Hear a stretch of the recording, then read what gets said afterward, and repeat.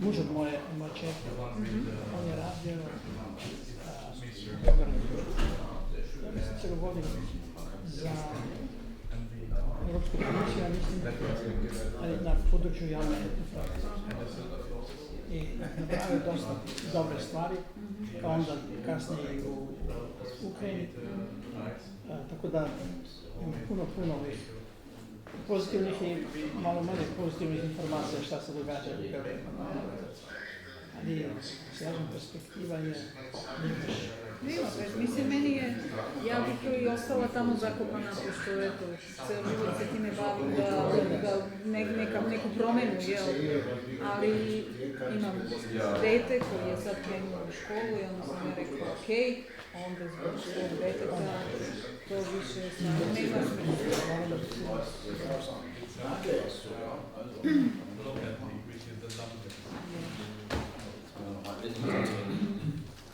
Srbi smo iz Srbije koji radi. Hast du dir jetzt Beifall gezollt? Kein Beifall, ich versuchte die Leute zu animieren, zu schockieren. Kannst du doch mal.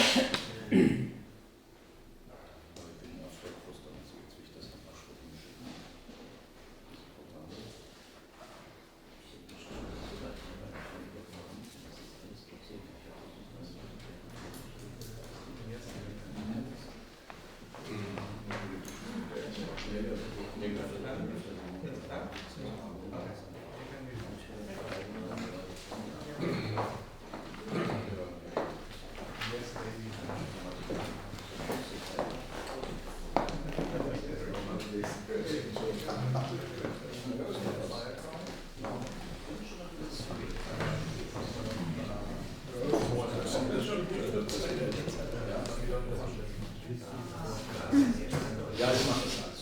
Ja, mache ich das.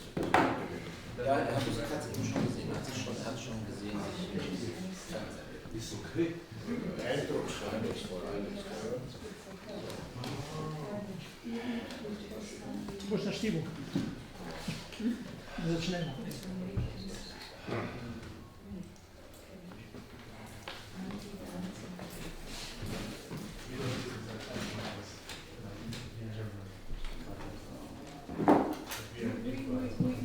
No.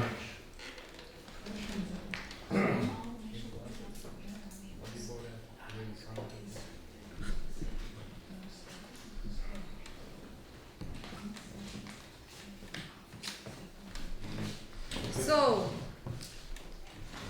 thank you for being so disciplined and being back sharp at 14:32. Yes? At the very beginning, Thomas asked to mention that all this is filmed and it's on a live stream on YouTube. And whoever says no, I don't want to have it on YouTube, we have to cut this person out of our... Please, on Instagram. I want to have it on Instagram. Later on, later That's on. not possible. Yeah, but there you have only 10 or 15 seconds. Okay, so that's it. So be aware what you are saying. If you were not so far, Yeah. be aware from now on.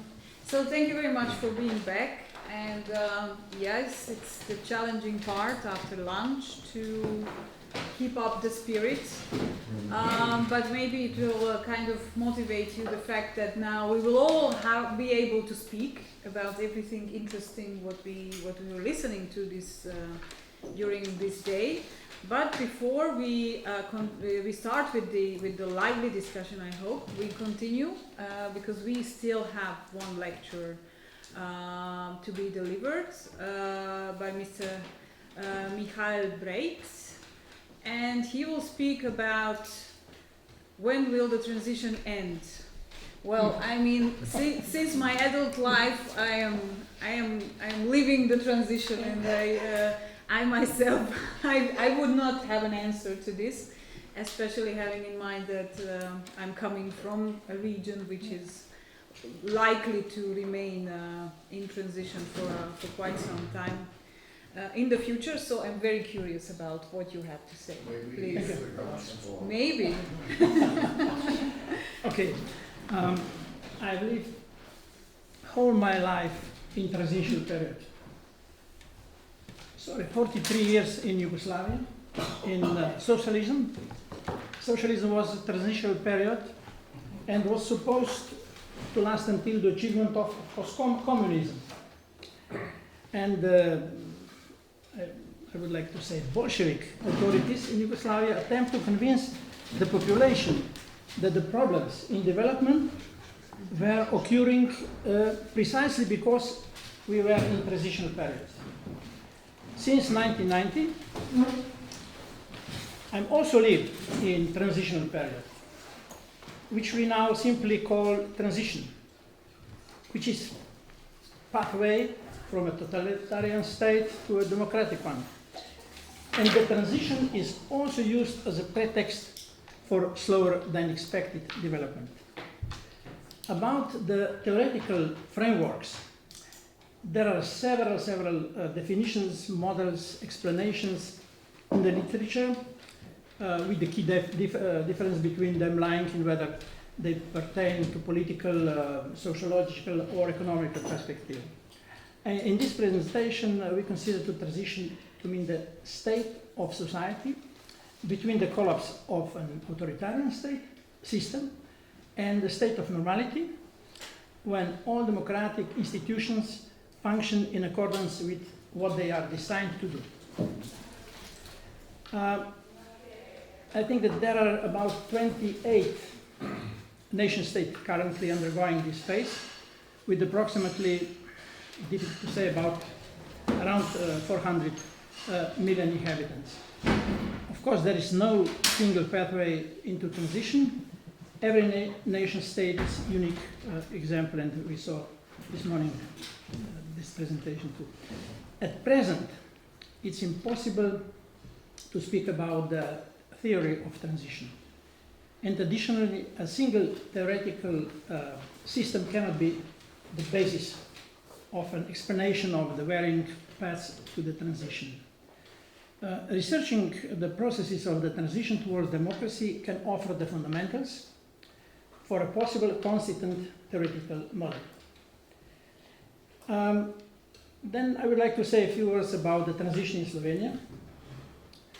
After almost 30 years, we can determine that Slovenia has achieved all key goals, EU, etc. Our standard of living is good. We had 91 GDP per capita, 6,600. Last year, 26,000 US dollars. The people from outside, foreign political and economic observers, often portray Slovenia as an example of a successful transition. Is the transition in Slovenia complete? I don't think so. From my view, that is not the case.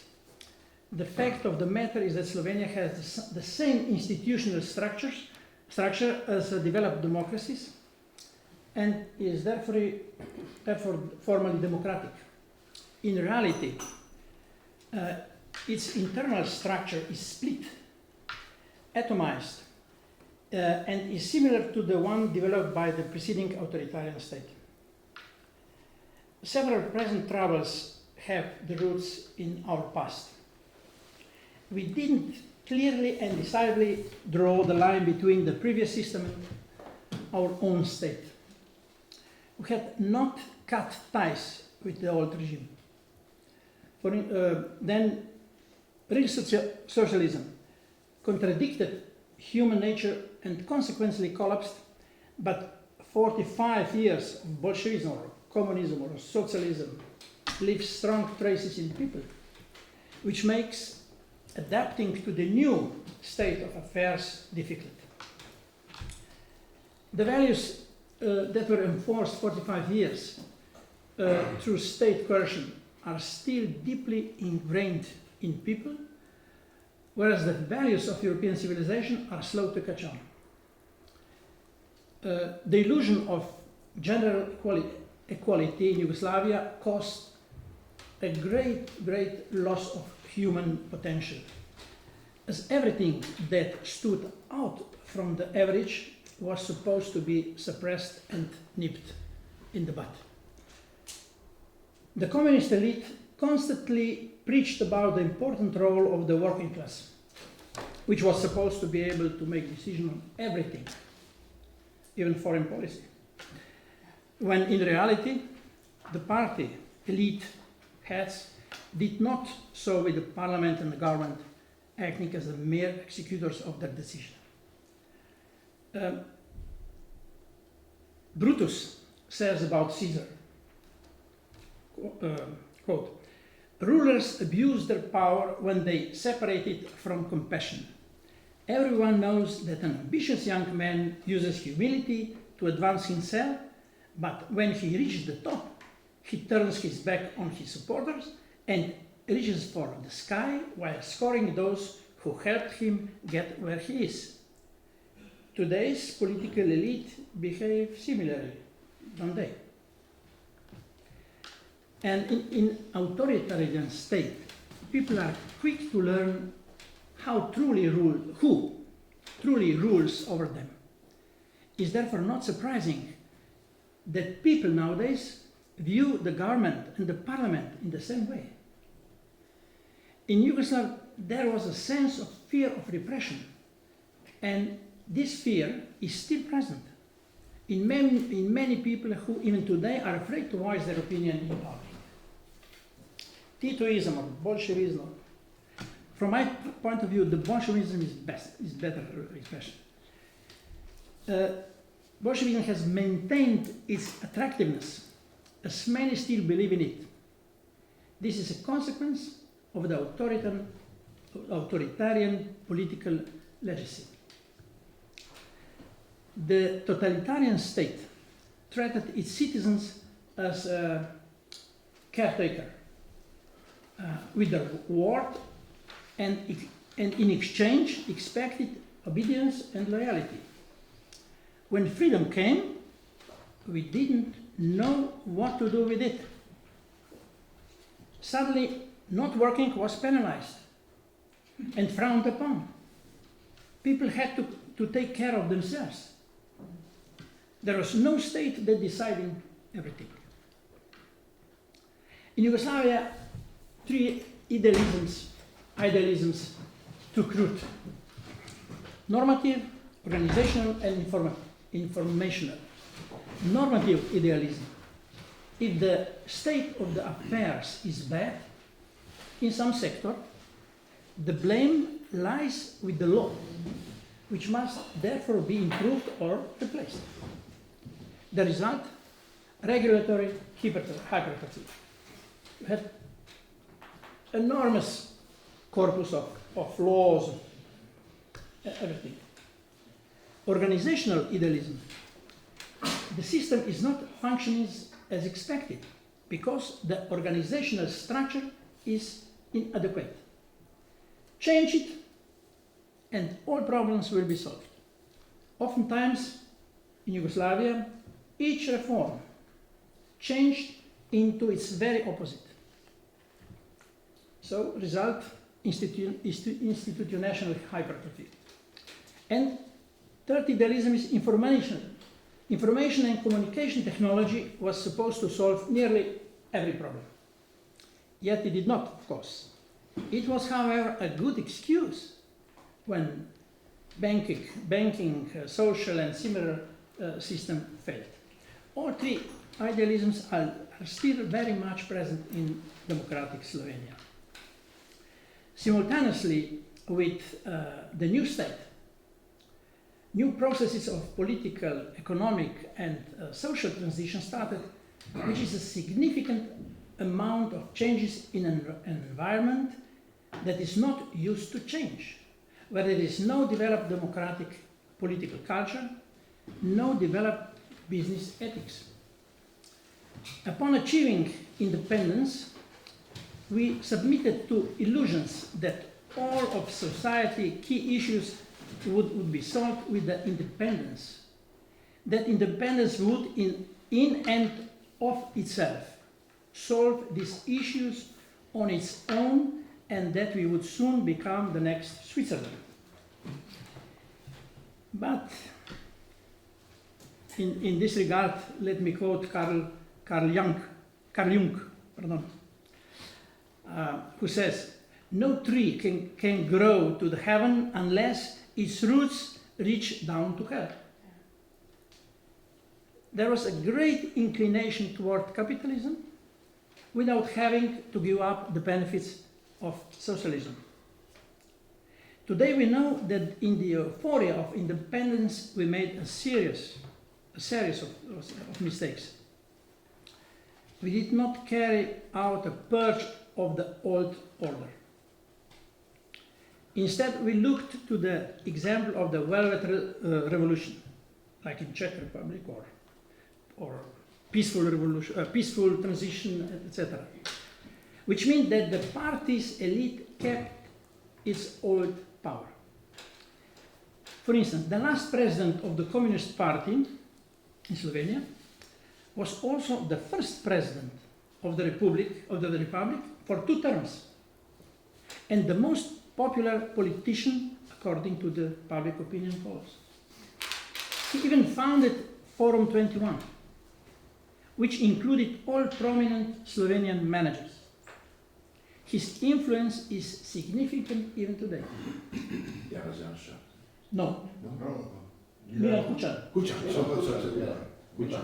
Janša is opposition. There are no value changes in the justice system and the police.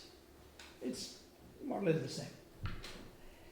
People quickly noticed that power was actually held by former elite and, of course, adapted to this. The new political elite, called Demos, 1992, and that's it. Demos could not maintain political power and gain the affection of capital, the media, and the public. Demos did not take into account that its oftentimes harsh political rhetoric was perceived by the public to be quarrelsome or divisive, etc. Demos did not establish a strong state, which would, in the first years of independence, carry out reforms which would usurp the old power hegemony. And of course, Demos lost its energy in internal rows. The consequences of these processes are, in particular, Slovenia does not yet have a proper rule of law. The executive branch consistently shows no respect for the decision of the Constitutional Court, or even ignore and bans the rules with legislative changes which contradict this decision even more than the unconstitutional law in question. Selectively penalizes white-collar crime and corruption. The police, the prosecution service, and the courts do not respect the principles of equality before the law. When it comes to criminal acts committed by the members of the old political elite, these cases often exceed the statute of limitations and therefore become non-prosecutable and or result in symbolic penalties. All influential media are in the hands of capital, which is in turn in the hands of old elite and works towards disarming the right wing. Constant attempts to devalue the independence movement and to glorify Liberation War 1941-45 and the emphasizing of the continuity that is supposed to lead to democracy. Although the standard of living is growing, so too is inequality, which therefore loses its functionality. Prosperity, the growing emphasis on the importance of personal life, entertainment, and consumerism have caused that politics became less important. There are increasingly fewer classical political parties formed along ideological lines.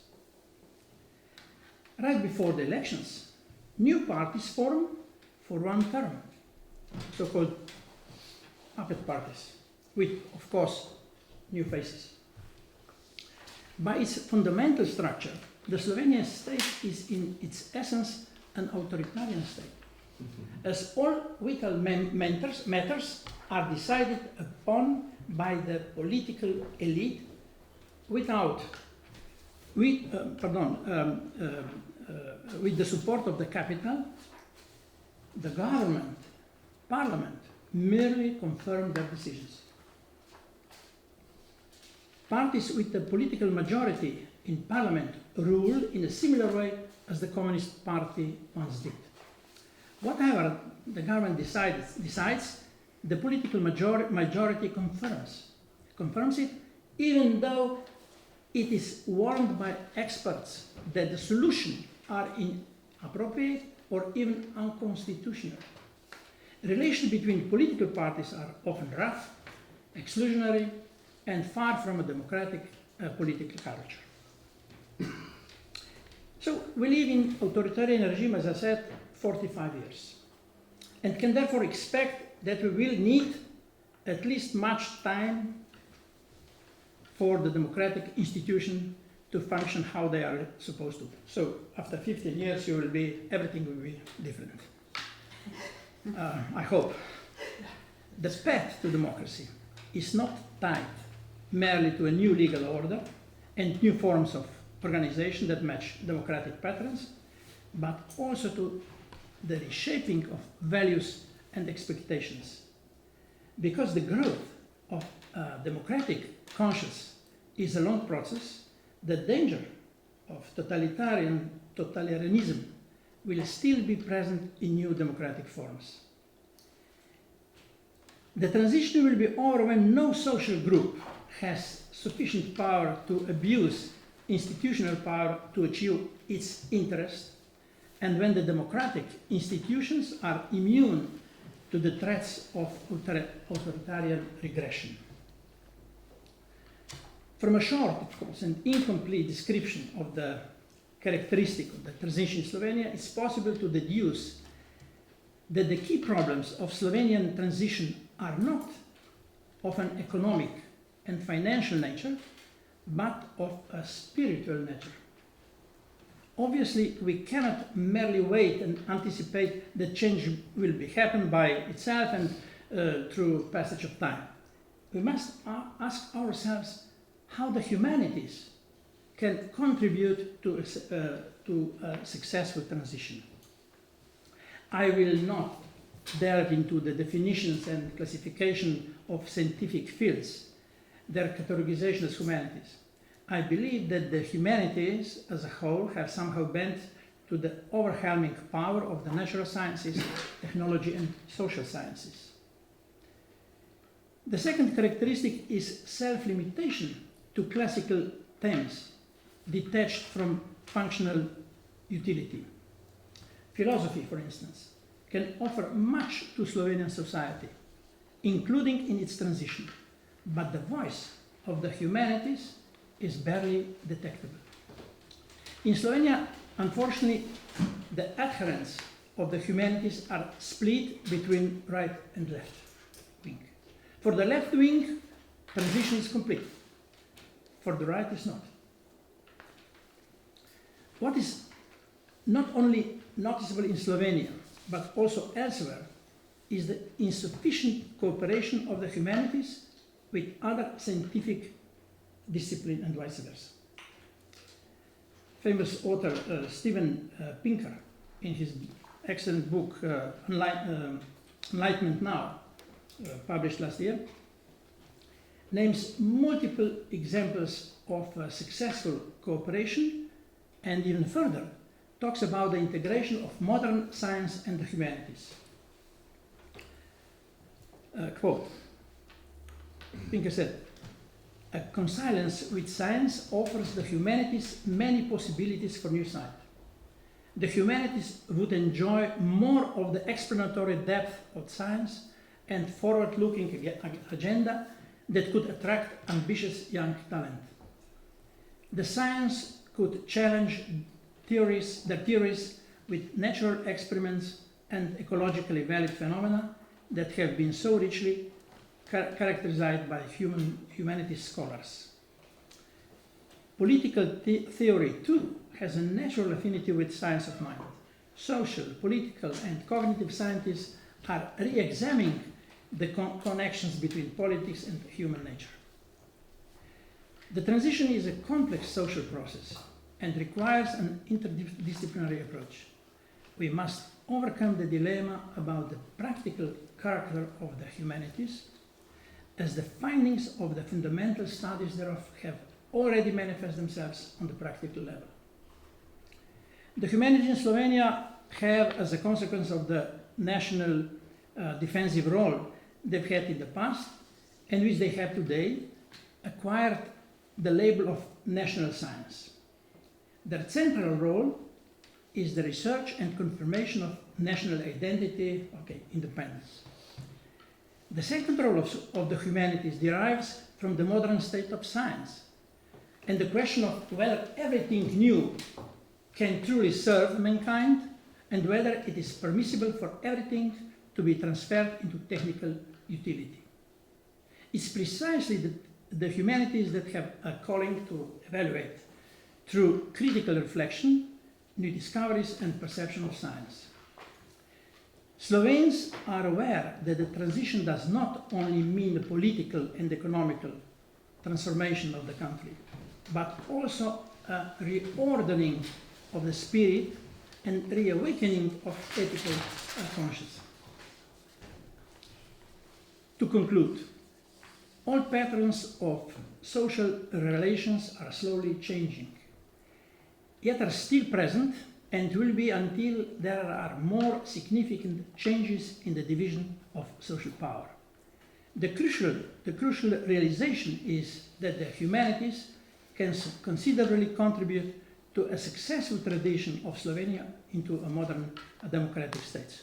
Thank you.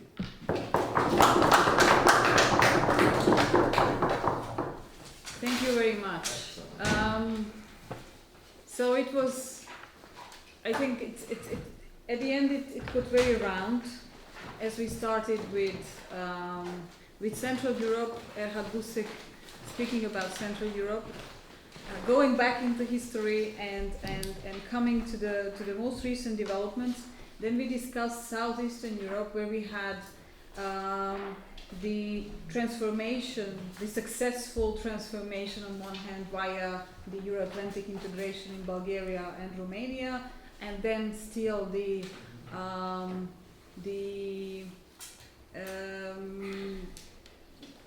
facts and developments and the missing parts of a real transformation, which probably was not developed in the right way, and you underlined a couple of examples on why the external and the internal transformative process had a different kind of results. Then we discussed the Western Balkans, where it is still a process which has to be, which needs to be seen whether can bring to the Balkans, if we speak about Euro-Atlantic integration, can bring to the Balkans the real transformative changes and developments, what we all hope for, or we have to figure out now and come up with new strategies which will be complementary or added or replacing or whatever in order to achieve real change in the new global developments, because there is a huge world outside which is shaping the destiny of that very small region as well as the whole of Europe. And then because migrations were underlined so many times during all these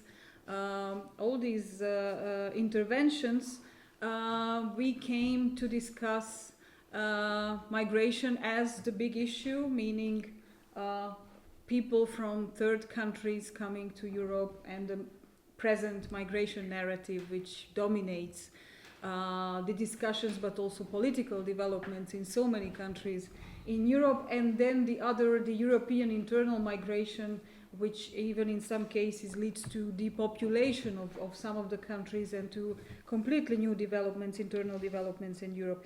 And then we came to the big question, and that is the state of democracy, to kind of challenge our discussion even more, going deep into the core of the subject, which is then very much connected to what we were just listening about, the transition and the case study from Slovenia, and which are the lacking kind of parts of a real democratic transition in a European, in an EU member state today. So, because our brains are, I believe, quite occupied with digesting our lunches, I would suggest to kind of bring in some dynamics and to remind ourselves exactly what we heard. So in reversed order, I would like to ask the speakers in 1 minute just to kind of formulate some key messages about what they talked earlier. You want to add something? No?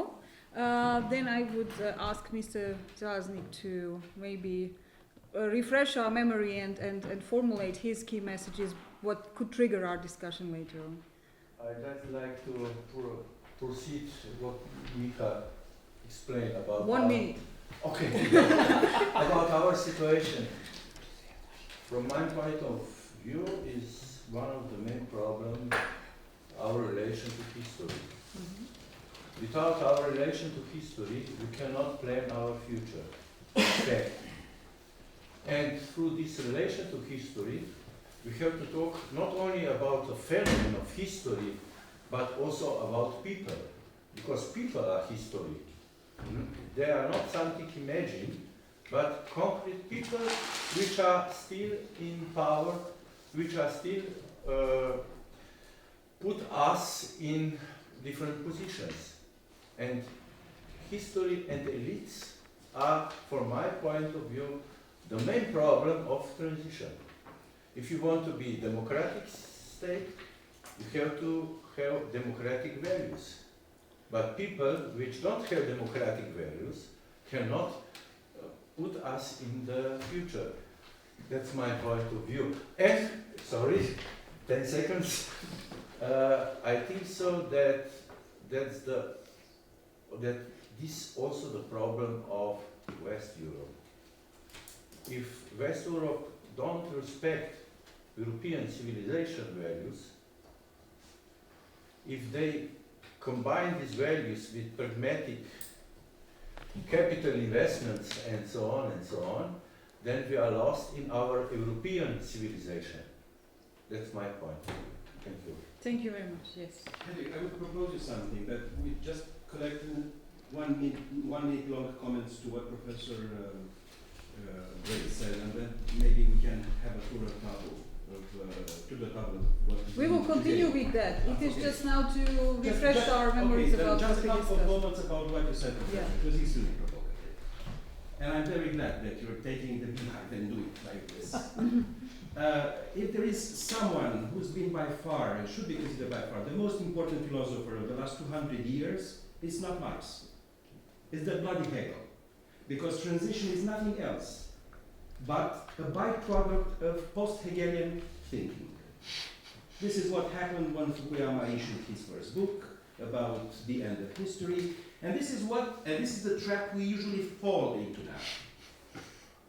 And I was very closely listening to your words, and I'm trying to put this cage down and tell you that if we are the prisoners of a teleological version of history, then we end into nothing. The truth is that what transition meant for people in the early 90s, just like Thomas said, was once communism was brought down and people found themselves naked before the evidence of having no experience about what to do, because generations have already passed since mid-20th century.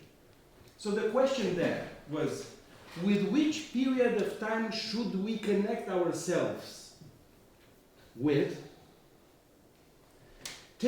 Provided the communist period is a sort of a black hole, we would not like to fall into again.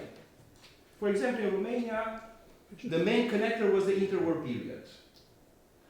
follower parties of the National Peasant Party, National Liberal Party from the interwar period sprang forth in Romania, with people who, leading them, who were survivals of communist prisons and former members of those parties, trying to somehow rebuild the political houses from scratch, from ashes.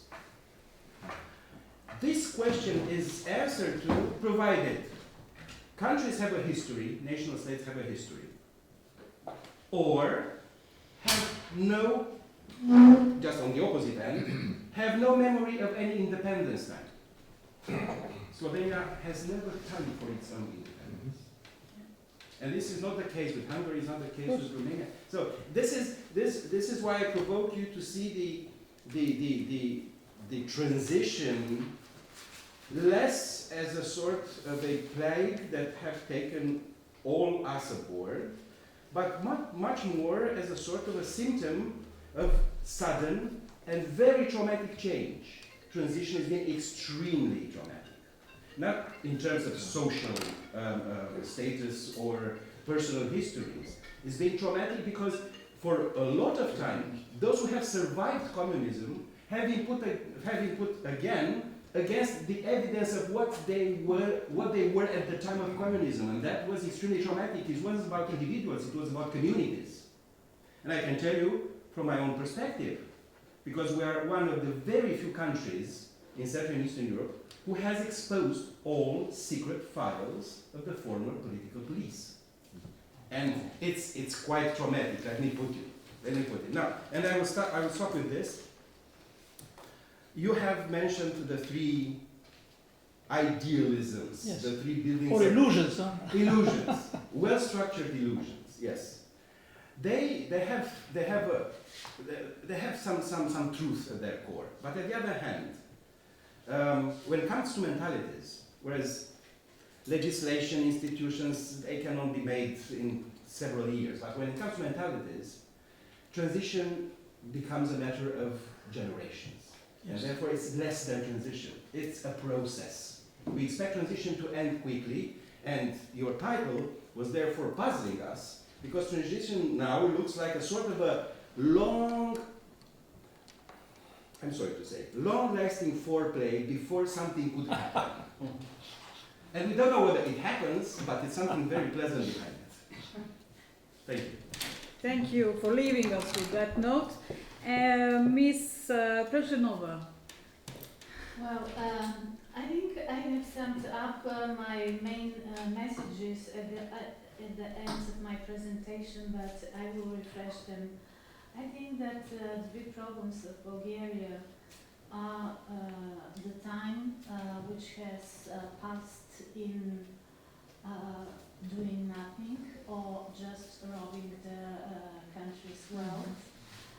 The time when the political power of the former Communist Party was transformed into economic power, which is lasting until nowadays, and people who pretend to be anti-communist or capitalist are pretty well connected with the former regime, but they pretend to be fighters for democracy and human rights and so on. The other message is that we have lost the illusions. Nobody in my country believes now that the EU membership can bring wealth and peace and democracy.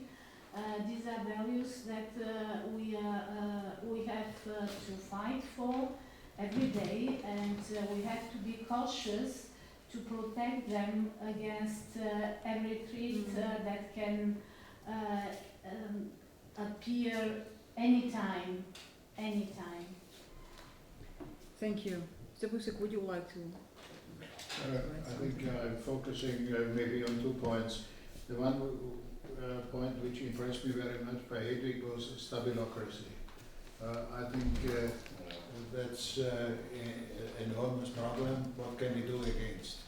How can we move the things, not only the countries concerned, but also within the European Union, because concerning enlargement, as a party, I took part in Thessaloniki 2003 and were pushing very much for this decision that all the countries shall come. But we have now no movement, that we have some requests on the member state side. What is really happening here? That's not existing. I think everybody is satisfied, and if nothing is moving, it's the best. That's also a kind of stability on the side of the EU member states, which we have to see. And what can we do from outside in the direction of the EU members? What can we do in the direction of the countries concerned from outside also, from the other side? How is a movement really possible? My feeling, horrible to say, is that the direction we have always to look to the rule of law, which is always said. I think that's for sure not enough, and this is really boring. It's absolutely boring. I think this is an excusation, because if I'm looking at the, maybe even of the founding members of the European Union, let's look to the rule of law in these 6 countries also. I have my doubts in several directions, and not only always to blame Italy. I think there are also other parts where there's a movement. First point. The second point, I think, is connected with history. I think Mira was speaking about lustration. Here, I was a little bit involved in this way. We even published something by the Center for History. We had no success. Does it make sense to revitalize the question of lustration? I think because I'm not a friend of Viktor Orban or the Kaczynski, but I think in a certain way they did some lustration, getting out of an argument in favor of what they are doing. Also, it was a little bit misused, I may say, but this is another thing. Does it make sense, I think, to turn back, or is it gone? Is there a common feeling that makes no sense? There was communism, okay, and we are going on and so, and not anyone looking at this. These are the 2 points I want to make. Thank you very much. Professor Breitz, because there were already comments and questions related to what you May I said, say please. about illustration?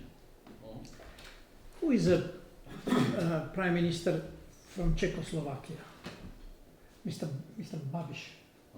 Czechoslovakia, Good Friday and State. How much we are back in time. He was a big. Or you know something already. Yes, he- unification. Yes. He was a big chief in secret police Sure. in Czech. It's good to know. It's not lustration. It's just good to But know. nothing said. But he is one of the most, the richest men. And in Slovenia, for instance, Demos, democratic opposition, when we won the elections, asked me to reconstruct secret police in Slovenia, because my how can I say, favorite job was to organize state statesmen, state federal government, then republic government, etc., etc. So the prime minister said to me, "You are an expert, so do it." And you can imagine 600 James Bond or something like that. Huh? Open budget. And the last chief of Slovenian secret police is now one of very successful men in energetic in Switzerland. Very, very wealthy man. And we have a lot of, not so many as in Ukraine, for instance, but we have a lot of such cases. So lustration didn't result in what they expect. But do you remember? No, of course not. In Yugoslavia, after the Second World War, the Communist Party killed all important people from middle class, the owners, etc., etc. Killed over the night. That was also lustration. This was And we said, no, we don't want to do the same. Of course not. But that's why we have to take into account that the transition is a long process. But may I ask a question? I think it was very much befriended with Tadeusz Mazowiecki. Yeah. And I think his decision in the beginning of the really democratic government in Poland was, let's forgive them. It makes no sense to look backwards in the future. Yeah, We are not anymore talking about. Was it wrong? Mr. Briggs. It was very Christian, I would say. It's very Christian, of course. Yeah, the same happened in South Africa. Sorry, Mr. Briggs I asked. would love to speak also about lustration because I am on the side of those who ask for lustration. It's necessary to make this break. Don't think that it would be right not to do it. Even if it's now so late, even if it's 30 years later, let us not say we can do without it. And you mentioned a few of the problems that came with it in Slovenia as far as the justice system is concerned, that it was not done, and maybe also other parts of the government. So I would say lustration is not a dirty word in this context. But actually I wanted to say, talk about transition, because I'm not sure whether we all were talking about the same transition. You said transition is going from Bolshevism to democracy in 1989-90. Others said transition is going from a nationalist system to a sort of more pluralistic system. Others were saying transition was from a multinational Danube monarchy to the nation state. So maybe talking about transition needs to include also the longer perspective. And when I listened to Mihai, he was saying actually that his message is go further back. And you mentioned in Romania that the majority of political parties, even nowadays, are talking about the period between the wars. Yes. And when we come to think about it in Central Europe, the beginning of what we call modernity, what we've been talking about, was the end of the First World War. Yeah. It was that there was a decision by the Central Europeans and others that we should have nation states. And when we look into the last 100 years since that, there's only one example in Central Europe where it was not done. The only example is Bosnia-Herzegovina, and that's not just the best example of a working state. All the other elements, including what we had in Czechoslovakia, on the model of modernity means nation state, and democracy should work best in the nation state. So this is actually something that we are still should look into. Can we manage in Central Europe, in spite of our pluralistic situation that we have, that our nation states can live with democracy, can do what is not always very easy, live with minorities in a sensible way, and can we formulate something which helps us also in our European discussions? Because as you all know, in the European Union, there is more and more talking about giving back powers to the nation state. And one of the arguments is democracy works best in the nation state. Even Dahrendorf was saying this. No democracy in Europe, nation state. But we know in Central Europe in the last 100 years there's a lot of danger in this. So do we have an answer to this? Because I love our discussion about that we are all victims of transition and our own country has to do so much. But we should be proud enough to talk about what is our contribution to the future of Europe, not only the future of our small countries. That's the point. Thank you, Emil, to bring back the discussion to the beginning of the day. I'm not going to elaborate now because about the long-term perspective, because I'm going to talk tomorrow just a couple of sentences about lustration. It's a paradox in itself. I personally was, when it did not happen in Hungary, quite frustrated seeing all those figures who cynically, occupy the best positions of media, television, directors, and I personally knew many of them who played a very vicious, sinister role not the small agents, you know, who were blackmailed because of, you know, whatever, you know, small crimes, cheating your wife. If you want to tell her, if you want us to tell her, then go away. If not, then please sign here. This is nothing. Those who were moving the system, who were exploiting the system, and we never found out.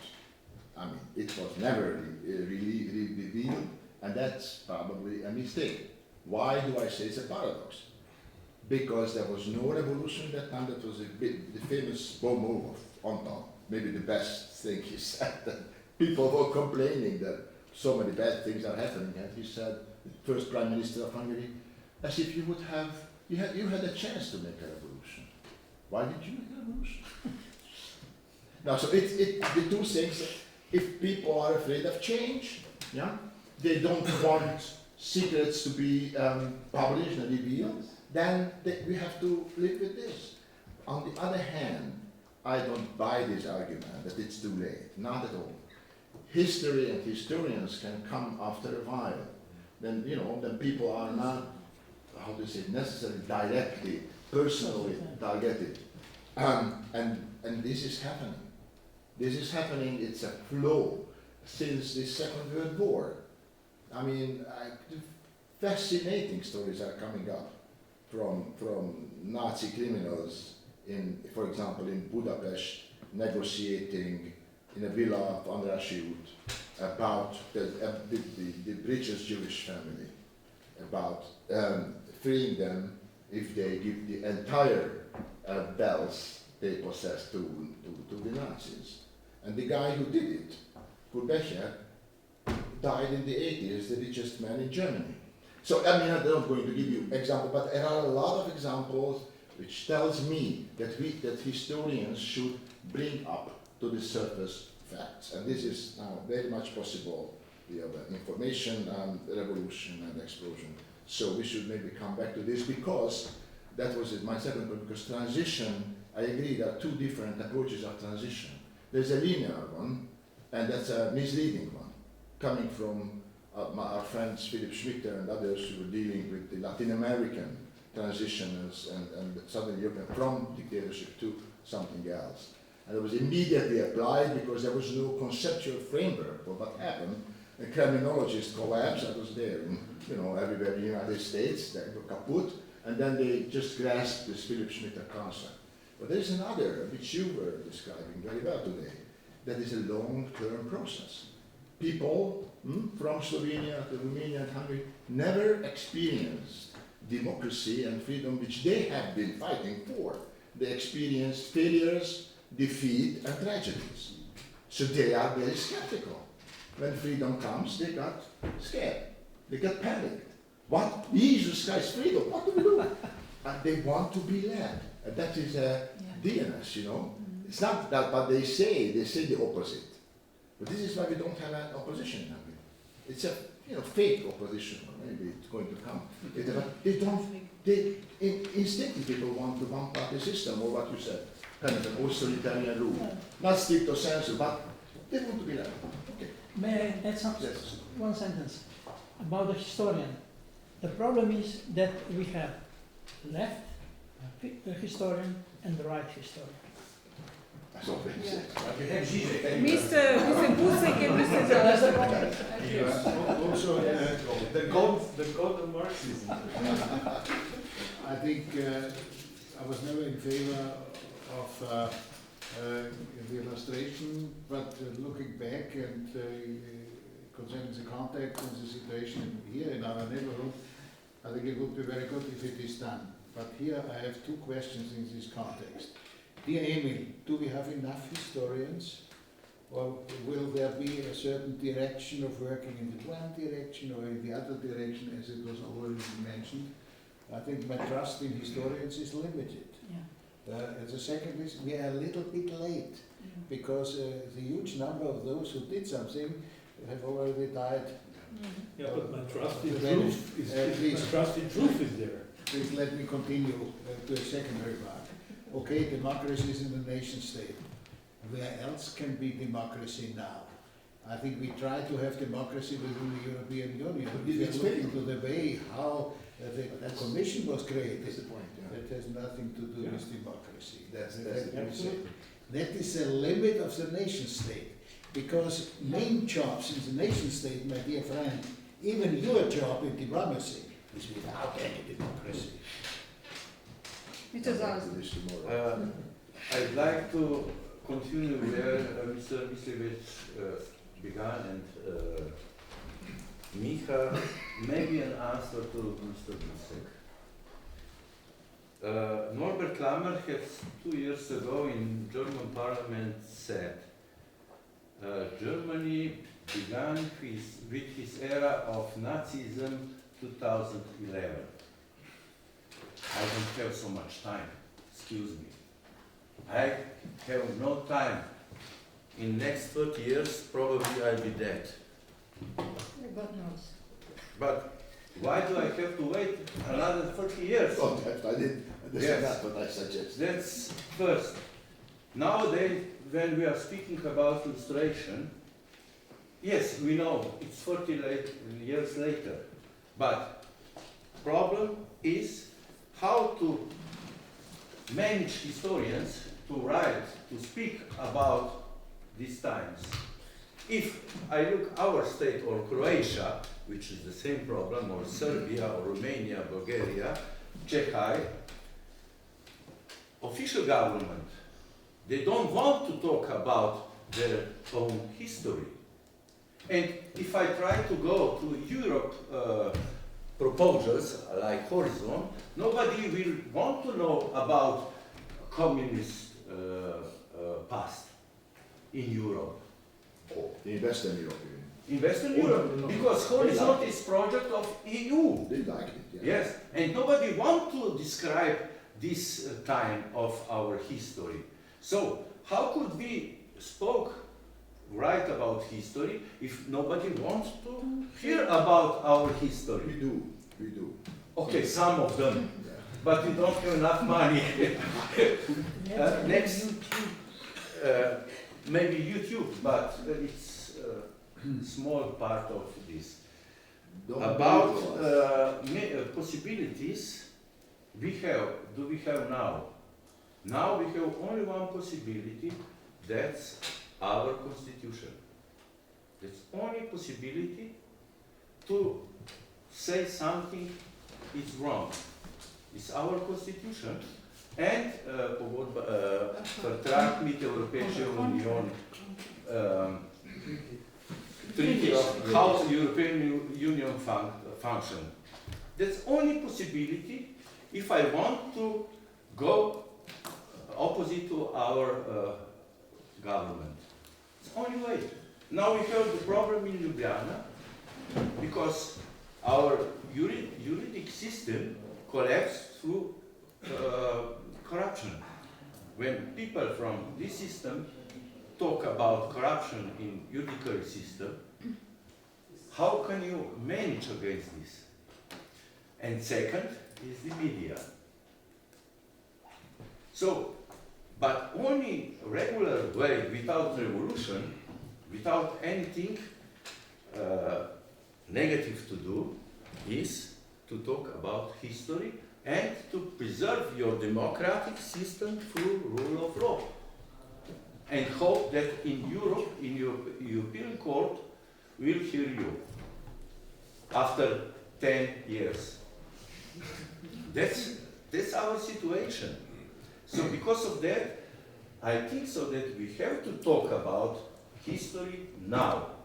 And if European Union will preserve his civilization values, they have to make these possibilities. Well, you know, there is no competence by the Commission on the question of science and so on and so on. So far, what should we do? Now we have a It's up to problem. the nation state. Yeah, but nation state are, as we talk about that, are capture state. So we have the problem. If we want to solve the problem, we have to find how to solve the problem. But nobody wants to find how to solve the problem. This is what Erhard is about, and we are trying so. Yes, I know. Try. And, okay, it's enough. I wish to add that whoever wants to speak in German, please feel free to do so. And I would also like to encourage the students who came to listen to us. If you wish to ask questions, please raise your hands. So, yes, please. I think the question in German. Please. Es ist ja ein paar Mal schon jetzt gefallen, die Formulierungen Long Process, und das schließt sich an, was Sie, Professor Busek, in Ihrem Eröffnungsreferat vermutlich meinten mit der Benutzung des Wortes Zeitfaktor. Ich habe hier einen interessanten Text von Herrn Viktor Orban und würde um die Erlaubnis in Ermangelung seiner Anwesenheit bitten, diese Frage an Sie zu stellen. Er hat in der Ansprache im vergangenen Jahr in Budapest, in der sogenannten Europa-Budapester Ansprache, am Schluss mit sehr großem Nachdruck sich dagegen gewehrt, dass man uns zu Dingen zwingt, die wir nicht wollen. Und dann hat es geheißen wörtlich, wenn wir im Laufe von Untersuchungen kein ausreichendes Ergebnis erreichen können und in der Frage der Migration nicht akzeptiert oder zumindest tolerieren können, dann sollten wir warten. Dann warten wir es ab, dass die europäischen Menschen ihren Willen bei den Wahlen 2019 äußern und danach komme, was kommen muss. Wie ist das zu deuten? Was ist denn gekommen oder was musste kommen? Und vielleicht noch eine zweite Frage an Tomasz. Ihr habt irgendwann vorhin gesagt, es dürfe wenig investiert werden in Slowenien. Ich bin öfter, wie du weißt, an der Adria und ich habe den Eindruck, dass sämtliche Hotels im Besitze von Kroaten sind und dass jetzt die Russen eine riesen Hotelanlage neben dem bisherigen Palas planen. Das widerspricht doch an sich eurer Aussage. Danke. To reply?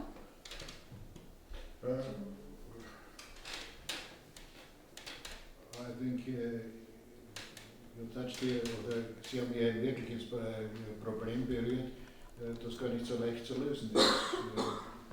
Hier kommen wir in manchen Dingen eindeutig an die Grenzen. Hier muss man auch sagen, Hitler ist regulär an die Macht gekommen 1933.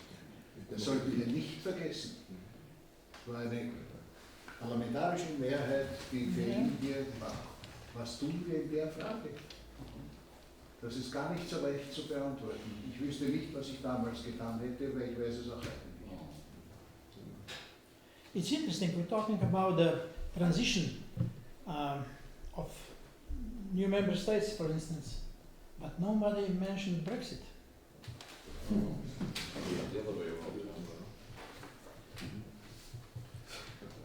There was a question from a student, and then... Oh, yeah, no, first, you?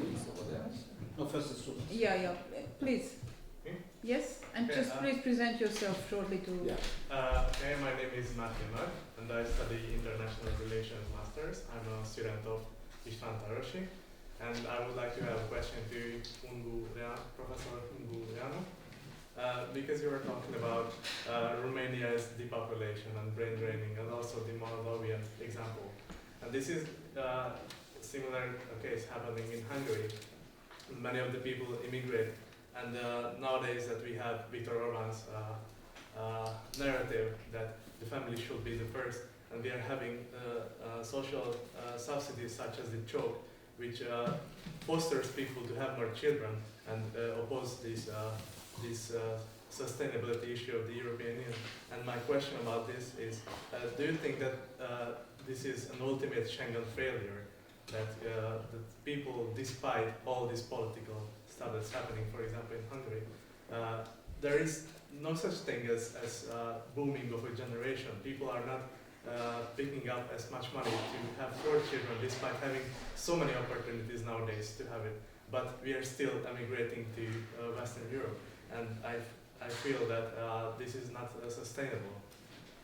Yeah. Well, my point of view, and try to put it briefly in my presentation, was about the inconsistency of governmental policies addressing general issues like migration. Basically, there is no quick fix to it. But the first symptoms of such a mass phenomenon came out some 2 decades ago, and that is blatant. That when the problem became obvious, then people started speaking about it, like us here in some semi-closed circle. Politicians would not bring this into their current rhetorics because it has an consistent underground connection with the issues, with electoral issues like gathering votes, and bad news are not gathering votes, are not helping anyone to get votes. So therefore, quick fixes, they're not. But the problem in the end should be understood at 2 levels. The first is what happens in countries that are steadily depopulating themselves, Hungary, Romania, Bulgaria, and others, and I showed that graph that it's a general regional phenomenon. Romania was a case, but it can be expanded to Central and Eastern Europe too. And what happens with the countries where those EU citizens are likely to land? And the truth is that the new host countries are better into taking them aboard. And they know how to make them join the local market, the local labor market. And they know how to create patches, professional patches, where such people of a different culture, different language, maybe a different political affiliation or religious belief, would fit in a very small amount of time. That is something that France, Britain, Germany, Austria, in some respects, May I end the sentence after? in some respects, One sentence to this. Spain, Italy have succeeded to create. I mean, in the case of Spain and Italy, Romanians would feel like home for the simple fact that learning Spanish and Italian is a matter of weeks for any Romanian. French is a bit more difficult. And this is where we have arrived to the point where entire municipalities in Spain are led by a Romanian majority in their own councils. And the same goes into Italy. Italy hosts about 2.1 million Romanians. Spain hosts about 1.9 million Romanians. And it's a completely different environment.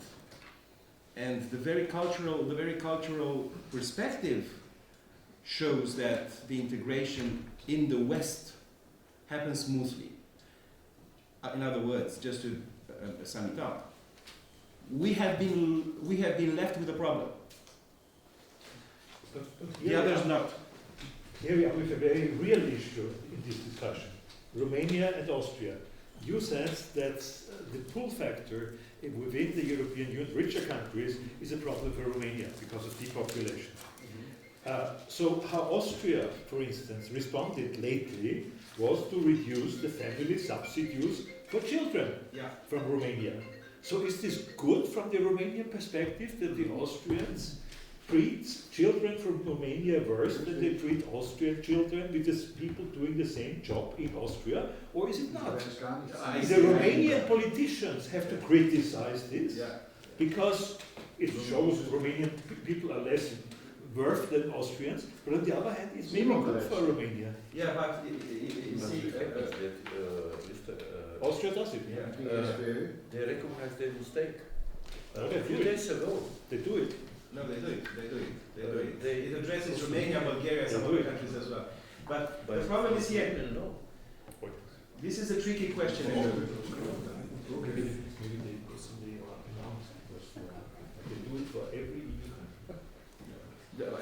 This is a tricky and rhetorical question because it will not have any direct and tangible effect onto migration, onto inter-EU migration coming from Romania, not at all.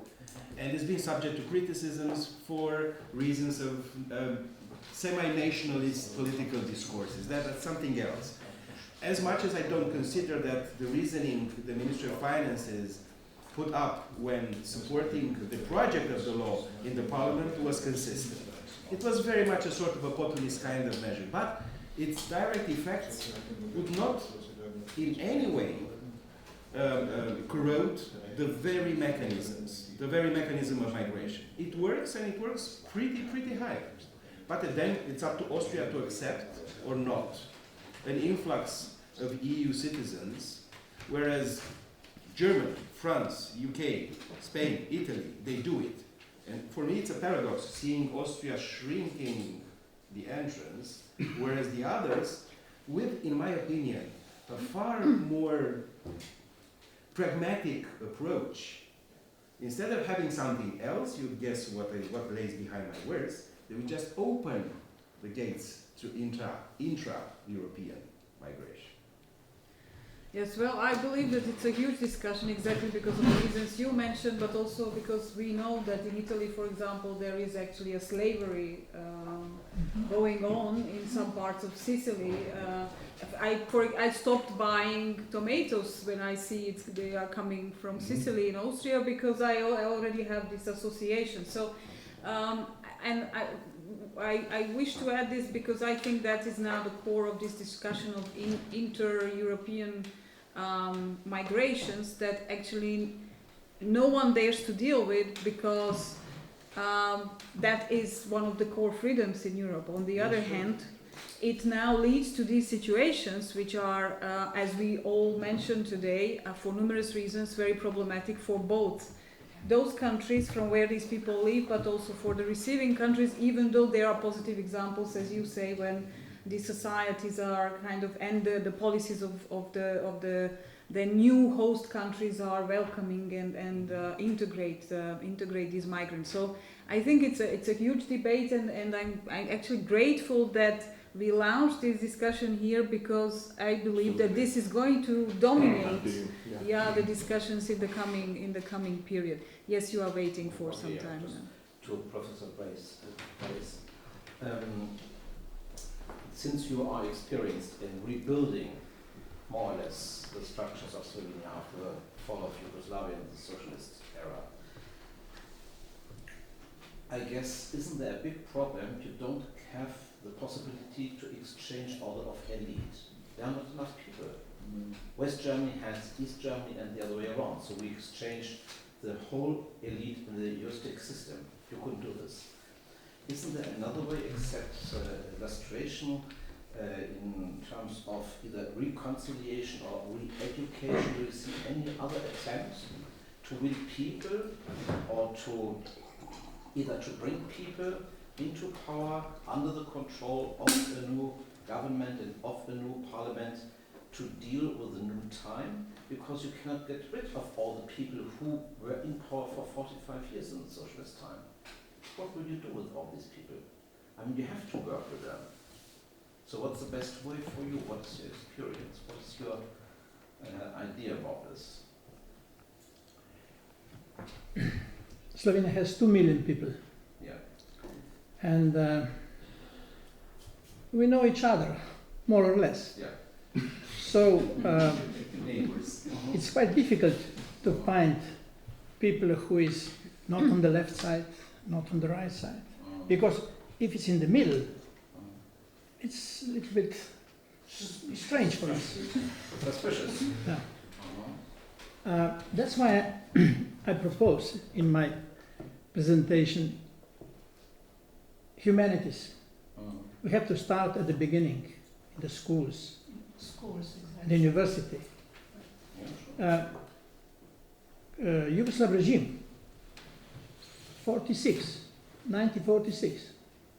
Start with new school reform in school, primary school first, and every morning stand up, za domovino stitom naprej, and singing, etc., etc.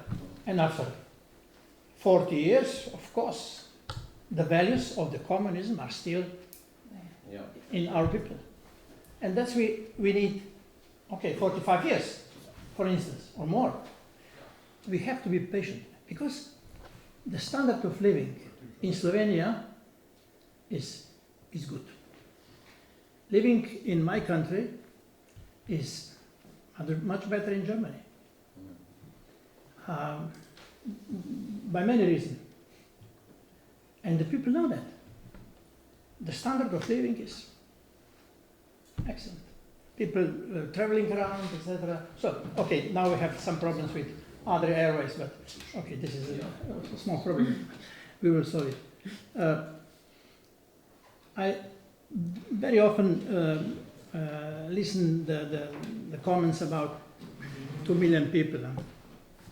You don't have resources in human capital. We have a lot of, 800 scientists in the United States. Then you have a lot of excellent people in sport. This afternoon, for instance, in Paris, for gold medal and so on. A lot. And we also have capable people for politics. But last year I tried to say about this, but I was absent because of health reason. I know people who are very, very intelligent, capable and honest. And I asked them to join us, to my party, for instance. They said, no, I have a good job, beautiful career. Why? And this is the place for the mediocrity. But Isn't that something by that refusing to go to the party, you will get people which are not so good. That's a problem we are facing. Yeah. I guess that's a problem worldwide, that not the elite goes into politics any longer. Look in the parliaments in Germany, it's awful sometimes you find people. It's not the elite of our society, not at all. And so I guess the crucial point and the most important thing is really the education. So I agree totally. And we have to start very early with this. And we have to never end educating people. Education is not finished after 10 years in school. And this includes also the medias. And then we come to a very crucial point. Do we have medias just to make money and to trick people, to pull money out of their pockets? Or do we have medias which are really under the influence to find more or less the tools to be independent as much as possible? You complained about the medias which are not independent, which are under the rulership of former structures. So all this together, education and media, is for me the main parts. Yes, who is social media, sure, yes. Education is not in civil society's hands. The hand of the nation state. That's the vicious circle. Who defines curricula? Exactly. That's the problem. The accreditation That's the committee. problem. That's the But I know problem. this is the whole thing, and the EU would not have. It could have. And here it failed big. The last 30 years, the last 15 years could have changed this. No change. We have one European university issue. I'm coming back to this tomorrow in Firenze. That's a shame. So where is who is going to build the European identity? Sorry, The Central is it? European University now in Vienna. My dear Hungarian. Most Hungarian, and it's not a They Central moved from European. Vienna. It's a name, Central European. It's not. It's an American small university, very good one. But it's not. Not what I'm talking about. I'm talking about regional universities which you do not have. That was your first point. We don't know each other. We don't know who are the best writers in Croatia. The Croatians don't know the Hungarians. We don't know each other. You're right. And so we don't feel really together. That's I believe Mr. Zarzik has an immediate Yes, reaction I on have. this, and then the word is yours. Try with my answer to Elmar, and then with my answer to Elmar explain Mika's answer, because I'm not quite similar with his point of view. But first, if you look investments in Slovenia or in East or Southeast Europe, you have two questions. Is that money laundering or greenfield investments? If you talk about Russian investments, what kind of investments are these? I see more like money laundering as greenfield investments. Because in Slovenia, few greenfield investments in the last 2-3 years. But if you look to Romania, Bulgaria, to Croatia and so on, then you come out with the questions. How the quality of these foreign investments? Are these investments long-term or speculative investments? In Romania you have Renault as long-term investment, but you have also investment from China, Not too many. but in Southeast Europe, in Western Balkan, are there long-term investments? And how do you say which kind of long-term investments? Is that political investments? And now I'm going to Micha's answer. Through 30 years came out that also private entrepreneurs, they do his work. And now they are concurrents to the old elite, old elite. Now it came out that this old elite can put the money from the states only on social sector, on social system, university, health, jurisdiction, and academic sector.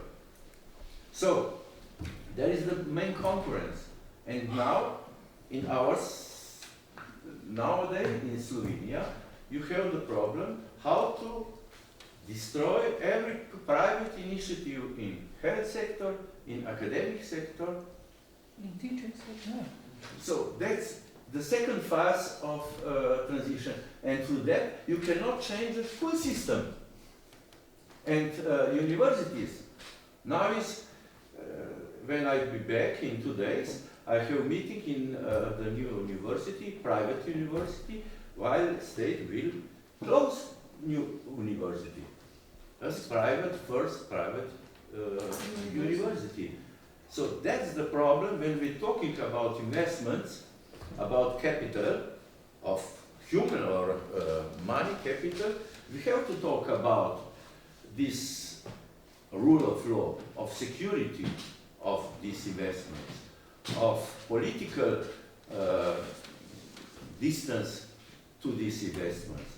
And it's happened now in Slovenia, maybe it will happen in Romania or in Bulgaria, and it is presented, if you are looking through, it's different situation in every country, but the intent is the same.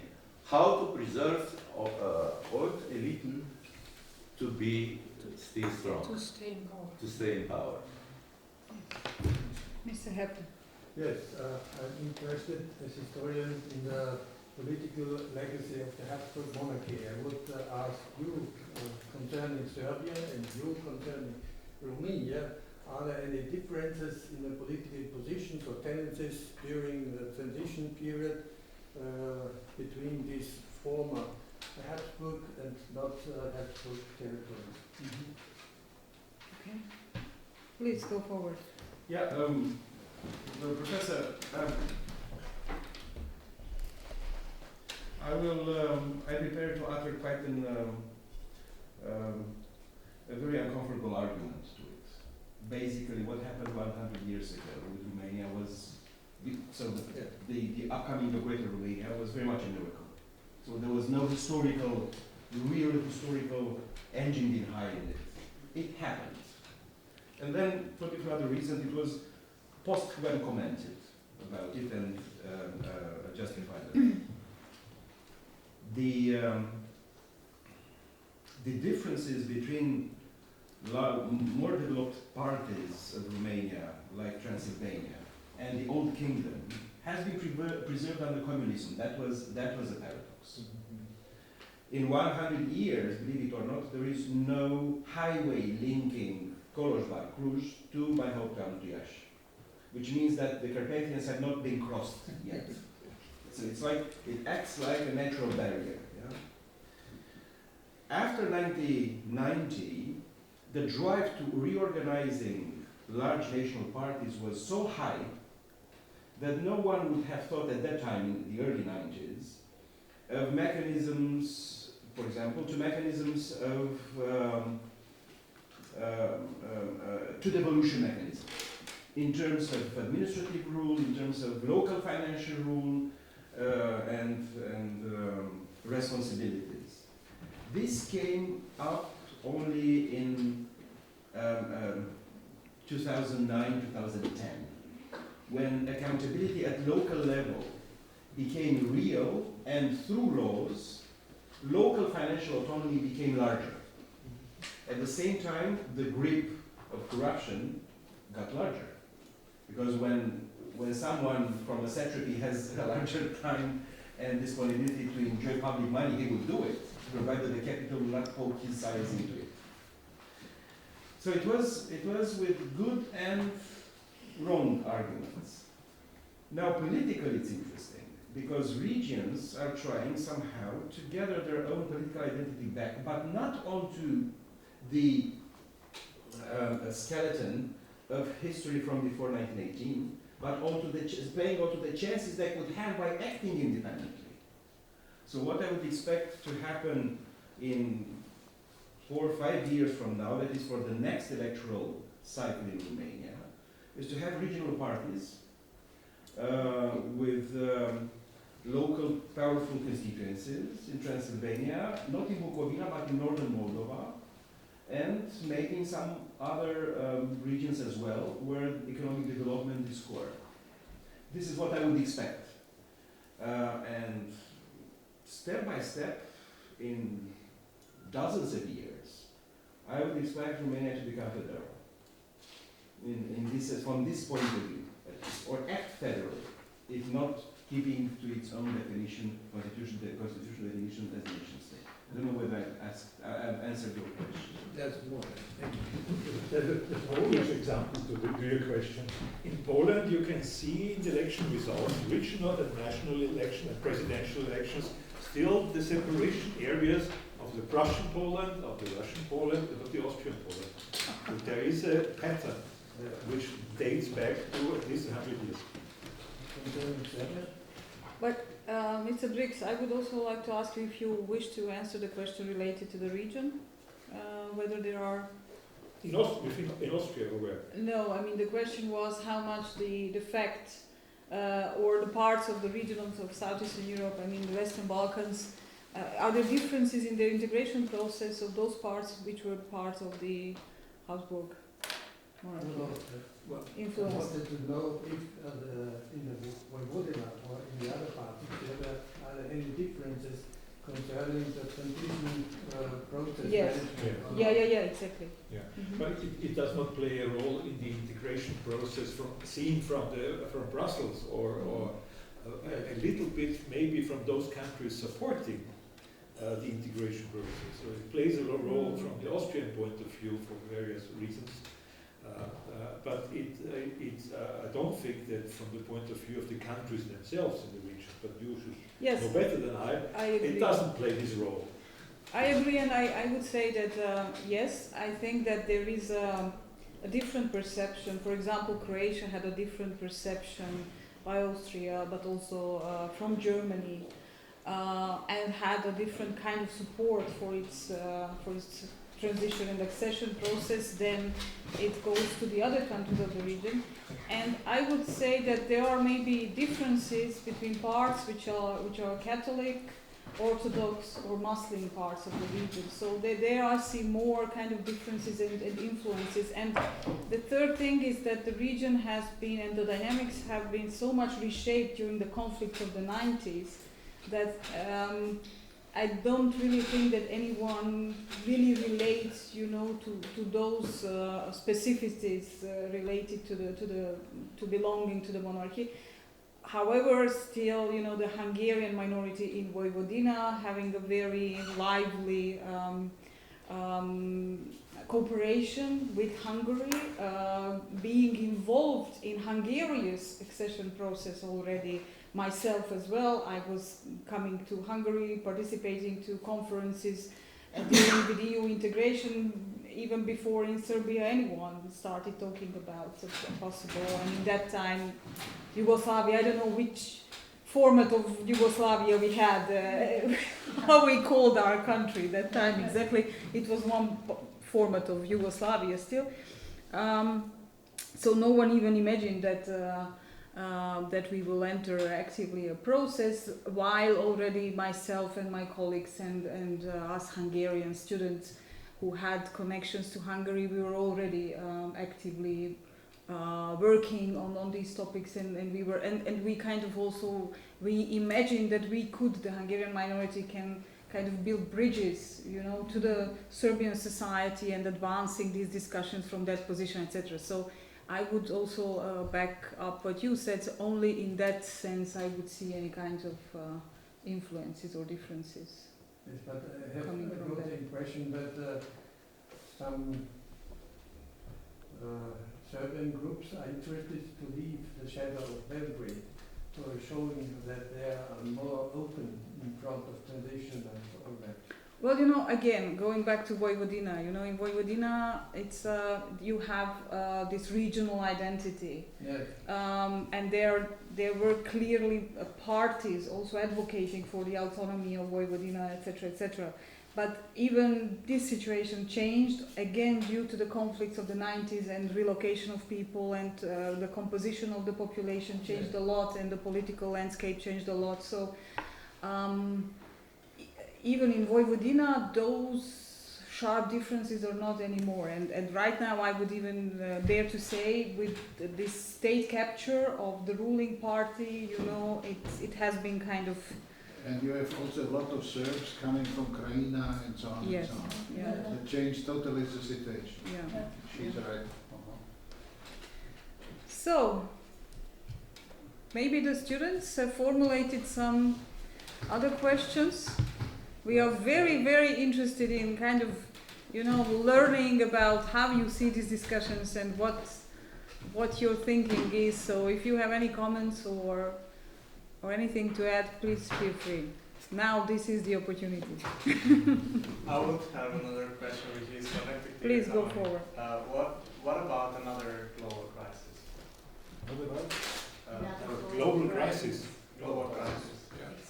Economic, or because we have, according to Greta, we have a global crisis. But do you mean an economic crisis, a new economic crisis? Or? Also, Because the there has European been Parliament decided that we were going to go crisis. Because there has been a theory that there is going to be a crisis in a period of about 10 years. And now there are so many scaremongering among several economic papers that we are getting close to it, and how would it affect the integrity of the Central Eastern European states? If I may, Yes. as a non-economic person, the European Central Bank and the Eurozone is preparing for such a situation at the moment. They feel that it's possible and also likely that there will be such a thing. Maybe also in Europe itself. But if this happens, I'm afraid our region will be not in the forefront of the interest of those people who make decisions on how we react in Europe. This has to do with the fact that the Western Balkans are 16 million people altogether, out of 500 in Europe. This has to do with the fact that there is no financial center in this region, none of them. And this has to do with the fact that also the top positions, as far as this is concerned, with one exception, one Bulgarian exception, is taken by people from the Western mindset. And this will have an influence also on how we react. But there is one thing I think where our region, and also South Africa, Eastern Europe can profit, is that there is a conviction that it needs a more competitive European Union. And that's where we are at the moment. We are fighting, what does this mean? Can we have a more competitive European Union without losing a lot of those rights we would like to have as individual parts of this union, or does it mean we have to be more centralized to be competitive? And there is no answer to that. There's a Macron answer, there is a non-answer by Merkel, but we all know in Europe that it's necessary to be more competitive. Yes. The different point of views, I remember an interview I took with Zbigniew Brzezinski. He was a former security advisor to the White House. Polish background, came as kid through Germany to America. And he said, I believe in Europe only when the first soldier died for Europe. Until then, I don't believe that Europe exists as a political power. But this is a typical Polish. Not only Polish, also in America. He's worse because he's in America. Yes, yeah. But so there are people who really think that's it's just teeny tiny stuff we are discussing here. What do they care about Central Europe or Europe at all? Maybe they care about some economical powers, but even as we have compared this with all the things going on in China, I use at the university very often different maps to make it clear. There is no center in this world. Only the center where you live. You are from Laos, for example, yes? So your center is very different from our center. Take a map you have used in your school in Laos. The center of your map is not Europe. Go to China. Look at a map in China and it's a Chinese school book. Europe is some left up there, a little piece of paper. Go to America. Look at the teach books in America. Where's Europe? So we shouldn't overestimate, on one hand, our role we have in the world, and otherwise we shouldn't underestimate the role we have for ourselves. We have to take care of ourselves. We shouldn't reach out waiting that someone else is coming to solve our problems. We have to solve them itself, and only then we can say, yes, we have done it. And my guess is that it's also part of German policy, always to play the bigger role, but when it comes to a crisis, someone else from outside in the outer world has to come to help us. No, we have to do all this by ourselves. And that's the same, excuse me very much, I don't want to hurt any feelings of any of my dear friends of my beloved Balkan countries. I have so many students from the Balkans. They leave and they said, do you want to go back? Never. They go back to see grandma, grandpa for a while, and then they are in Germany again, or in Austria, in France, wherever. And then they say, someone else has to do it, not me. I don't go back to build up Bosnia and Herzegovina. Sorry, I don't go back to build up Romania or so. Someone else will come. Maybe the European Union or another power. And now I was for 3 years an advisor in Ukraine after Maidan. Not permanently, but in different phases. Everybody I ask is, someone has to help us. Someone has to do our business here because we cannot handle this by ourselves. Finally, Ukraine comes to a point where they start to say, now we do it by ourselves. Regardless of the war in eastern Ukraine, regardless of the Crimea problems, they have to be strong enough, and we have to give them the strength, and we have to let them do it. The influence of different countries in Ukraine, like the Canadian Ukrainian, as you know, who are heading most of the ministries there, and the American Canadians who had part of the economy and the media is now there. They give them the feeling, okay, we come with a lot of money, we do your business. Like in Latvia at the very beginning, when Alfred Berger came back from Canada and took over the presidency. So, but indeed, we have to do everything from ourselves. We have to build up our strength. We have to be conscious. We have to be eager to know, as long as we live here, it's our area, our part of the world, and we are responsible, nobody else. And that's something what I'm missing in very many of the young population now, especially in your countries. Sorry, but I that's think my I question. want to add 2 sentences. I think it is necessary to de-demonize the word crisis. Yes. I think if you're looking to the root of the word with the Greek language, it means to judge and to decide. And I think a crisis is a time where we have to judge and to decide. Now it's always used that we all tremble. Please go ahead. So I just want to reflect on this. Introduce Good yourself afternoon, I'm shortly. Christoph Nagy, sorry. And I'm a student here at the University of Pécs. I study international relations, master's student. My professor is István Tarosi also. And I just want to reflect on, like, among the young population, like, in this room there are a lot of people who are, you are all adults, and you are from the older generation, but as you are discussing a lot of matters on academic levels, on political levels, but you are actually not really considering what's happening in the society, and what's happening on the everyday work, and what's happening among the young people, because what I sense is that you don't really understand them. And for example, you say that, okay, you have to come back and you have to build it yourself, like, there's not gonna be a power coming from the outside to solve it, but on the other hand, for example, in Hungary, the youth are not included in any of the talks. The political power is just feels supreme to every young people, and whenever they are fleeing to Germany and they're getting a lot of money, maybe coming back, and they're saying that, okay, I have money, I can start building my future, but I'm still not included in the talks. And like, we're just completely excluded from everything, even from the economic perspective, even from the political perspective. So why would you come home if you don't have a word to build something up? Like, there are a lot of students, like Momentum is a small youth party. They go outside like grassroots movements. They want to start building it up from the very bottom, but it takes huge efforts. Instead, if it was from the upper power helping us and including us in the everyday talks. So it's really controversial to say that we don't want to do it, because the system already is so built up that we are kind of excluded. Thank you, please. I'd like to point out what he told us.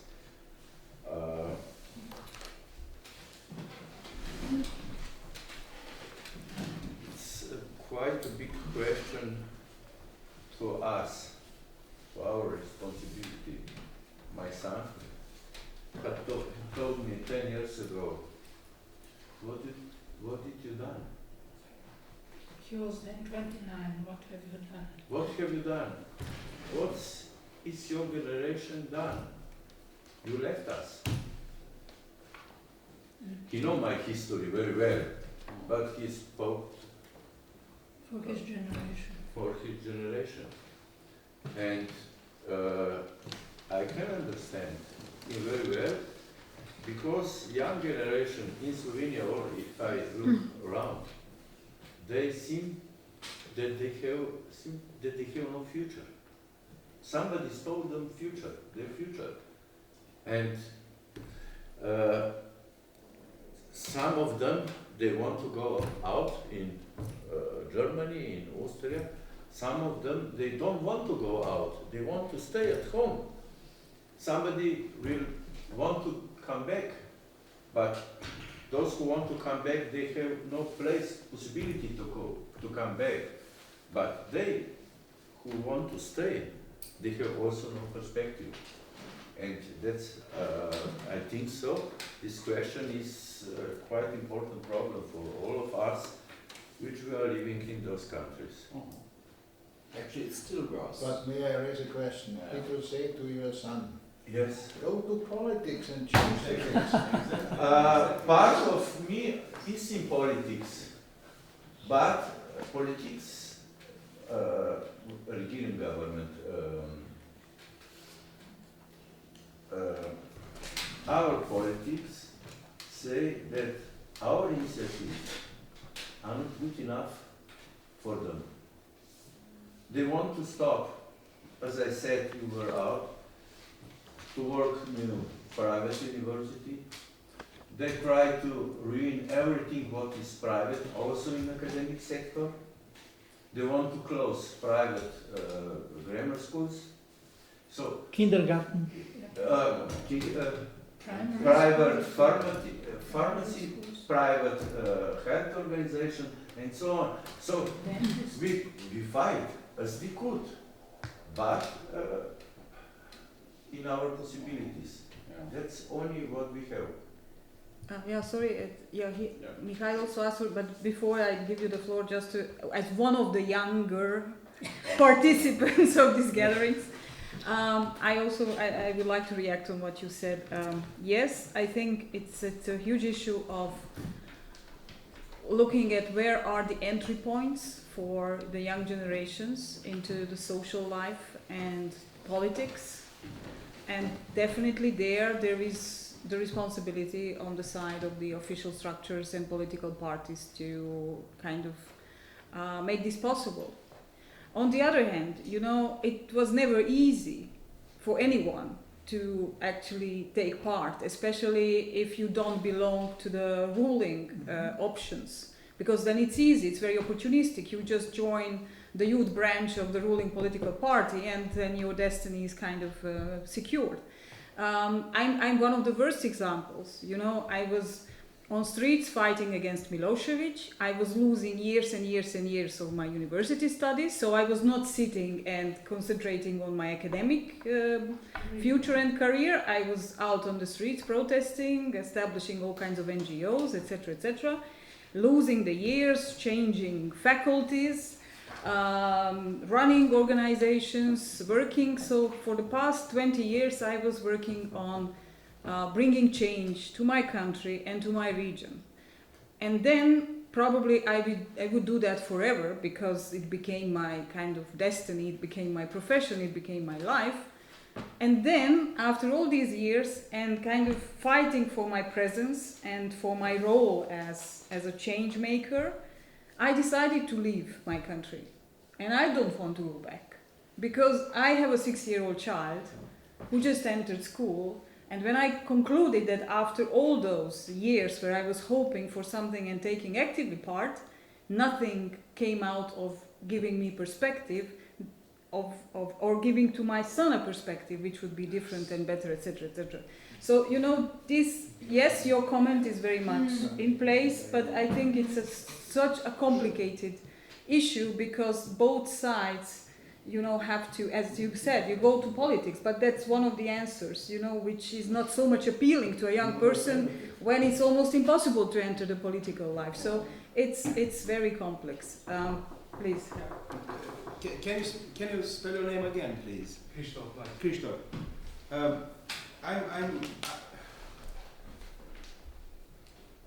I tend to recall in your mind a quotation that's been quite widely used in the past 20 years, mostly as a quick answer to your question. And it was a famous address of JFK. Don't ask your country what she can do for you. Ask yourself what you can do for your own country. The problem is that around here at this table, I doubt there is anyone who's been asking or questioning his or her parents about why have they not fought against communism.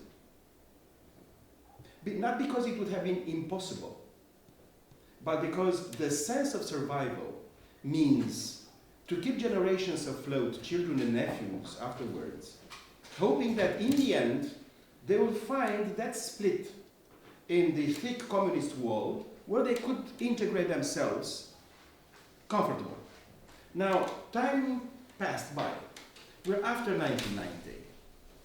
When someone would come to me and say, what did you do for your own country? Oh, believe me, I have 18 years of public office behind my back. And I know exactly which are the walls I banged my head into, what I've eschewed, what I could do, what I could not do.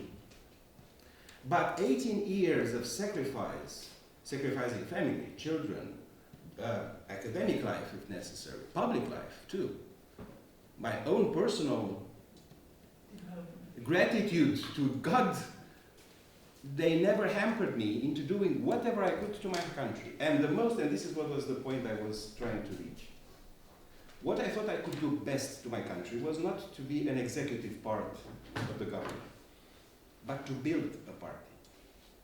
And the party I built, which survived through several electoral campaigns, entered the parliament, and then became a part of a larger center-right party, was a party whose average age, in terms of members, was 26.5.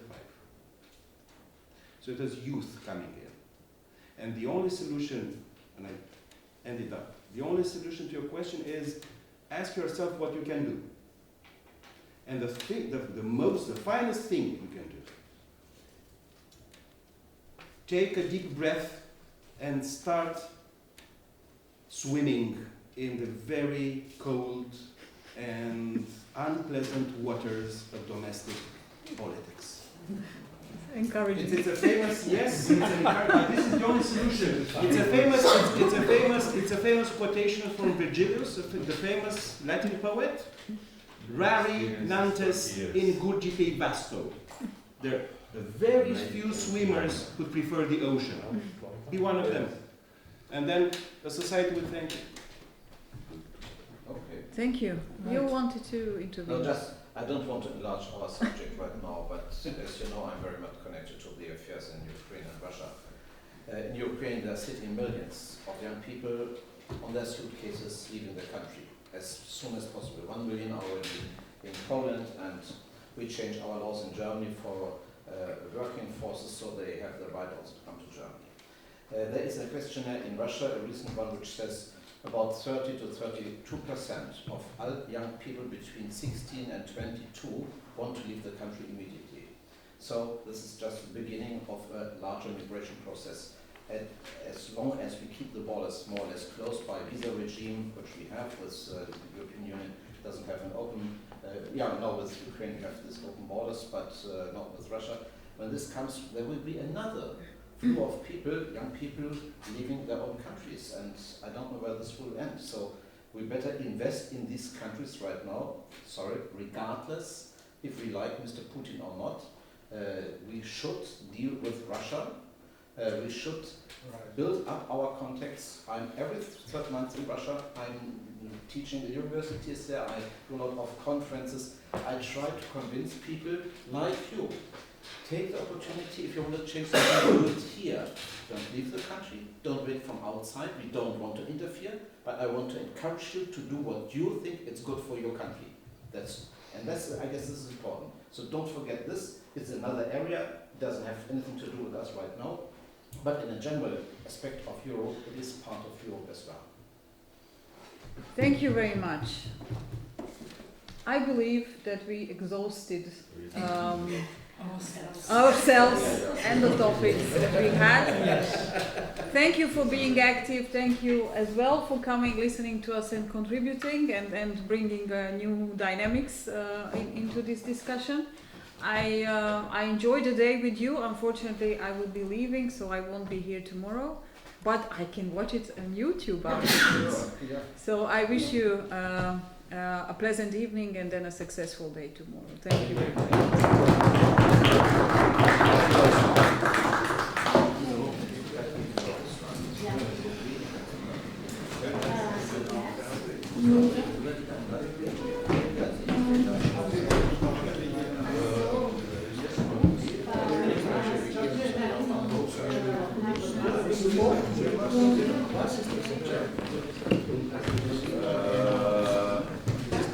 Just